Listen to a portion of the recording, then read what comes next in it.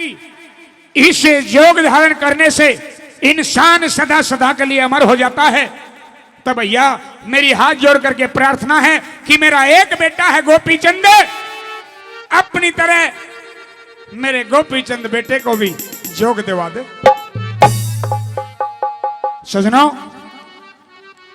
इतना सुनते ही बाबा भर्तृहरि कहने लगे कि हे बहन, ये राजपाट कौन संभालेगा, राज कौन करेगा कि मुझे मालूम नहीं है। जाओ ये राजपाट इसे बाहर में जाने दो, लेकिन मेरा बेटा अमर चाहिए। सजनों, बाबा भर्तृहरि कहने लगे कि बहन ये तो मैं तो नहीं कह सकता, लेकिन मुझे भिक्षा दो और मैं जाता हूं। मैं गुरुजी से सलाह करूंगा कि क्या उनके डेरे में एक शिष्य की जगह है। कि हाँ भैया जल्दी से लौटना। कि हाँ बहन मैं जल्दी से लौटूंगा। बाबा भर्तृहरि वहां से चले जाते हैं। मैं नवंती सोच और विचार में, जो कि महल के ऊपर सोच और विचार में छज्जे के ऊपर बैठ जाती है। सजनाओ, जैसे जैसे सूरज ऊपर की ओर चढ़ा, 16 रानियों ने गर्म पानी कर लिया। गर्म पानी चारों तरफ गर्म पानी के ताल भर लिए। चंदन की पाटड़ी महलों के बीच, जिस पाटड़ी पर रोजाना वो गोपी चंद बैठ करके स्नान करा करता था। प्रेमी दोस्तों, गोपी चंद को बुलाया। गोपी चंद तार के कपड़े और चंदन की पाटड़ी पर नहाने के लिए बैठ गए। सजना, जैसे वो नहाने के लिए बैठे, एक तो बाबा भर्तृहरि के द्वारा बताई हुई बातें और दूसरा मैनावंती को ख्याल आ गया गोपी चंद के पिता का कि जब गोपी चंद 4 साल का था तो 4 साल की उम्र में इसके पिता जो 12 साल का राज भोग करके भगवान के प्यारे हो गए। धारा नगरी को श्राप लगा है कि 12 साल से ज्यादा कोई राज नहीं कर सकता। और ये 12वां साल चल रहा है, कहीं ऐसा ना हो कि अपने पिता की ढाल गोपी चंद को भी काल खा जाए। गोपी चंद के पिता की याद आई, आंखों में आंसू आए। और जब गोपी चंद की उस कंचन वर्गी, उस सोने वर्गी काया को देख रही थी, सजनों जैसे देख रही थी, आंख से 2 आंसू जो गोपी चंद की कमर पर जा रहे। जब गोपी चंद की कमर, गोपी चंद जी जैसे वो कमर पे बूंद पड़ी तो क्या लिखा कवि महोदय ने, क्या बताया?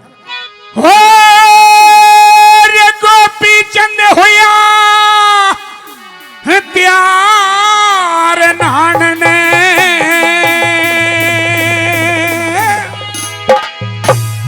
और चौकी तुरंत बिछाई,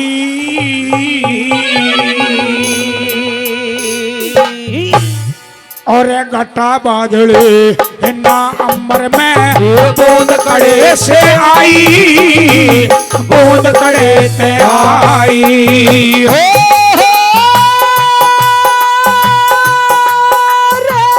गोपी चंद होया प्यार नाने, गोपी चंद होया प्यार नाने, चौकी तुरंत बिछाई, घटा बादले ना अंबर में बूंद कड़े ते आई, बूंद कड़े ते आई।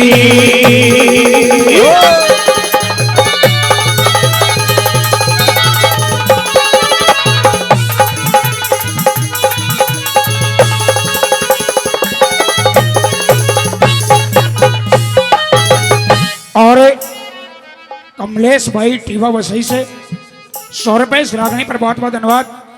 और आदरणीय भाई सतवीर प्रजापति वो भी 500 रुपए से इस रागनी का सम्मान करते हैं, उनका बहुत बहुत धन्यवाद। धन्यवाद।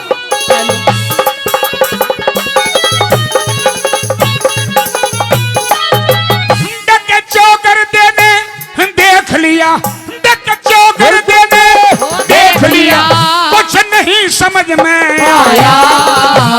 बिन बादल डक बिन बादल बरसात करे तू अजब निराली माया, अरे एकदम हुआ, अरे एकदम किसा अचंबा हो गया, वो कपड़ लागी काया। बंद करया स्नान उठ के चारों तरफ लखाया,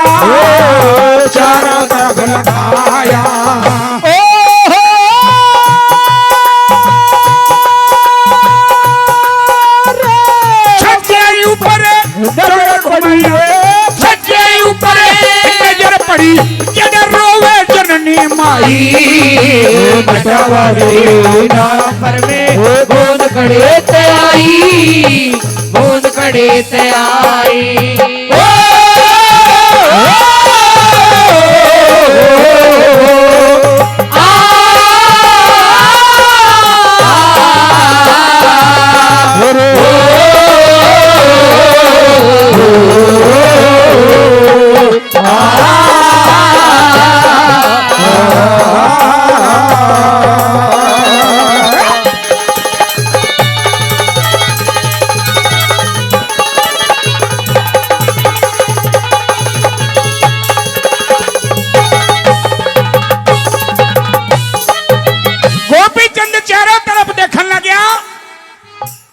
कि भाई ये बूंद आई तो आई कहां से?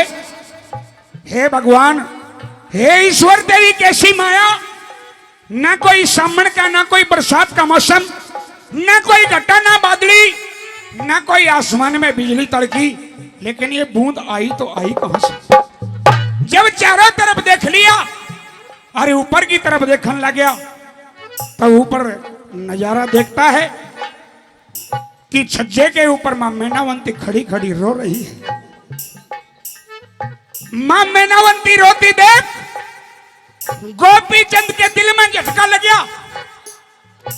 यूं के लग रहे, एक राजा की मां, एक राजा की मां छज्जे के ऊपर खड़ी खड़ी रो रही है। ये कैसा राज, हे विधाता, ये कैसा खेल है? सजना वहां से खड़ा हुआ और वहां से चल करके छज्जे के ऊपर मां मैनावंती के पास में आ गया और मां मैनावंती से यूं पूछने लग गया, ये बता दिया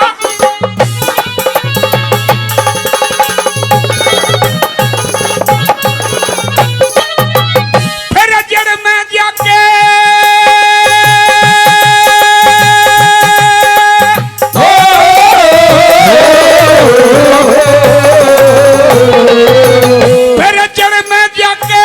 बूझने लग गया, जड़ में जाके बूझने लग गया। अरे खोल सुना मां सारी, इतना क्यों, पर इतना क्यों दुख मान रही तेरे, किसने बोली मारी, किसने बोली मारी। देख कौन सी रानी लड़ी तेरे ते, कौन सी रानी लड़ी तेरे से, साच बता मैं तारी।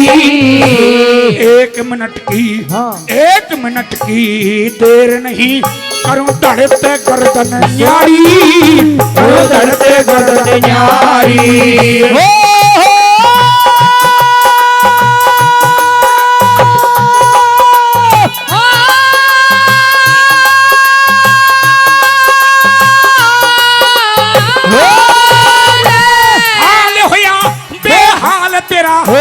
हाल हुआ बेहाल तेरा, तू किसने आन सकाई, घटा वाले नाम में बूंद कड़े ते आई, बूंद कड़े ते आई।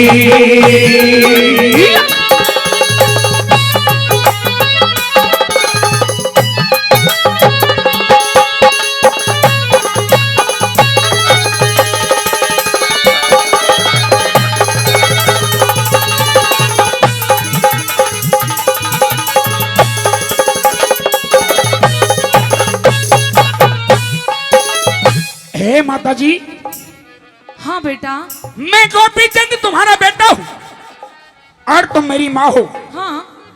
मैं राजा होने से पहले तेरा बेटा हूँ, मैं बाद में राजा हूँ। जानती हूँ। लेकिन मुझे यूं बता दे कि आज तेरी आंखों में पानी आया तो आया क्यों? आज मेरी आंखों में पानी आने की एक बहुत बड़ी वजह है गोपी चंद। वजह है? हाँ। क्या कोई दासी बांधी लड़ी? नहीं। या किसी दासी बांधी ने कोई कहा नहीं माना? नहीं, ऐसी भी कोई बात नहीं। कोई नौकर चाकर में झगड़ा हो गया? नहीं। कोई अनहोनी खबर सुनी? नहीं गोपी चंद, ऐसा कुछ भी नहीं है। फिर मां मुझे यूं बता दे कि तू किसने सताई? मेरे दिल में एक दर्द है। तुम्हारे दिल में एक दर्द है? हाँ बेटा। क्या इस दर्द को अपने बेटे को बताओगी? बताने की कोशिश तो करूंगी। तुम मुझे अपना दर्द बताओ, मैं तुम्हारा बेटा गोपी चंद तुम्हारा दर्द मिटने का काम करूंगा। और मैं कुछ और पूछना चाहता हूँ। क्या पूछोगे? सुनिए। कहिए।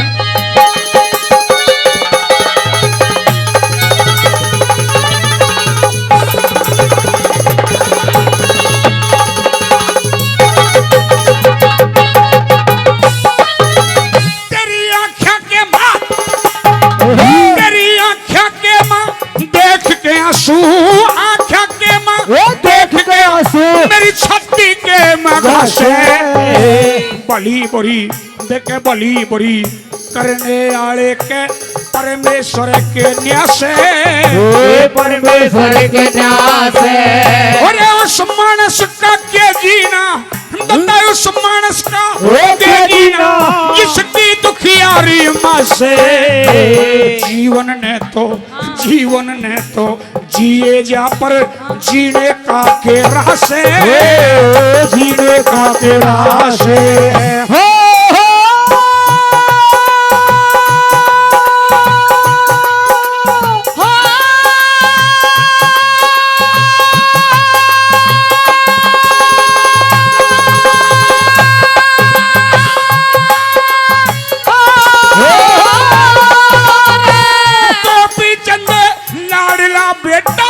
गोपी चंद लाडला बेटा कर ले तेरी सुनाई, घटावा दे नापर में बूंद कड़े पे आई, बूंद कड़े ते आई।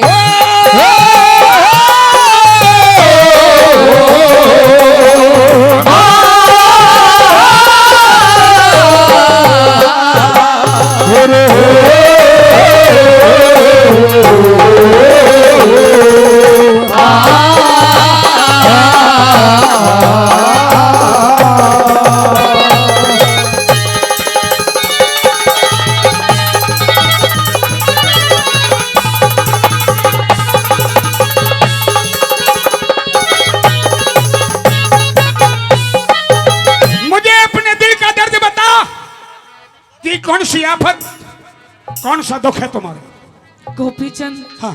क्या करूं? बात जुबान तक आती है लेकिन बाहर नहीं निकल पा रही। कहीं तुम मेरी बात मानने से इनकार ना कर दो, इसलिए बहुत बड़ा डर लगता है। तुम्हारी बात मानने से मैं इनकार ना कर दूं? हाँ। क्या मैंने आज तक तुम्हारी किसी बात का कोई उल्लंघन किया है? नहीं गोपीचंद। तब तुमने सोच कैसे लिया कि गोपीचंद मेरी बात नहीं मानेगा? तभी तो डर लगता है बेटा। अपने डर से निकल और मुझे अपने दिल का दर्द बता।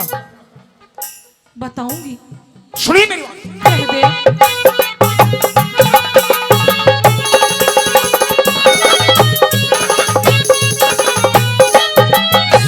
सारी खो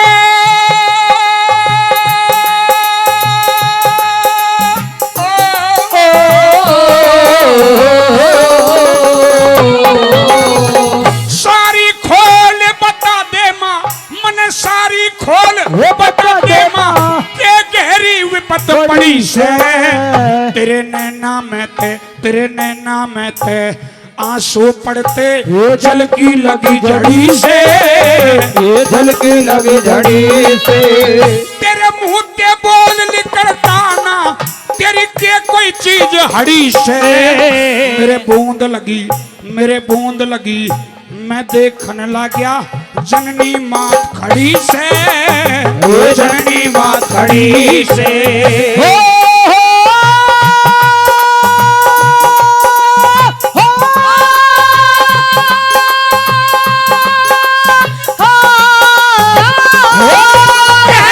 जगन्नाथ फिरे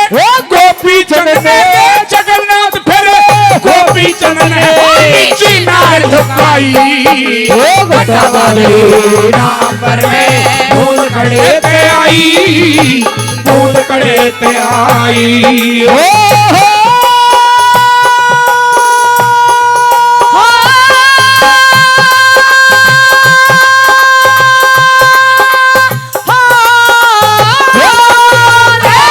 गोपी चंद होया प्यार नाने गोपी ठोसे बेचाई, घटावा दे नापर में बूंद कड़े ते आई, बूंद कड़े ते आई